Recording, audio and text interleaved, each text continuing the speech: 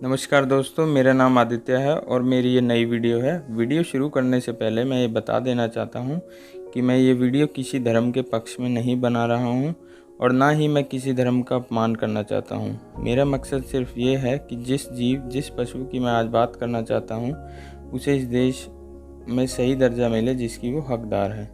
जी हाँ, मैं बात कर रहा हूँ हमारे भारत देश की देसी गाय की, जो हमारे देश की प्रजातियाँ हैं उन गायों की। शायद हम ठीक तरीके से इन गायों का गुण और काबिलियत को समझ नहीं पाए, इसलिए ये आज गायें लाचार हैं और कचरा खाने पर मजबूर हैं। इसलिए शायद दूध ना देने वाली ये गायें और पहले खेतों में काम करने वाले ये लाचार बैल आज हमें किसी काम के नहीं लगते। पर मैं आप लोगों को बताना चाहता हूँ कि इनमें अब भी इतनी ज़्यादा क्षमता है कि ये हमारी और हमारे देश की तकदीर बदल सकते हैं। मैं दूध दही घी की बात नहीं कर रहा हूँ, ये तो लगभग सबको पता ही है। मैं बात कर रहा हूँ सिर्फ इनके वेस्ट से, गोबर से, गौमूत्र से इतनी कमाल की चीज़ें बन सकती हैं जो आने वाले वक्त में एक बहुत बड़ा बदलाव का रूप ले लेंगी और हमारी सोच बदलेगी। और ये गाय और बैल लाचार नहीं रहेंगे और ना ही इन्हें दर दर की ठोकरें खानी पड़ेंगी, बल्कि ये सब हमारे साथ दोबारा सम्मान से रहेंगे। हमारे देश में लगभग 20 करोड़ से भी ज़्यादा देसी गायें हैं और हमारे देश में 1837 गवर्नमेंट रजिस्टर्ड और छोटी बड़ी सब मिला के लगभग 20,000 गौशालाएँ हैं, जिनमें लाचार, बीमार और बिना दूध देने वाली गायें और बैल हैं।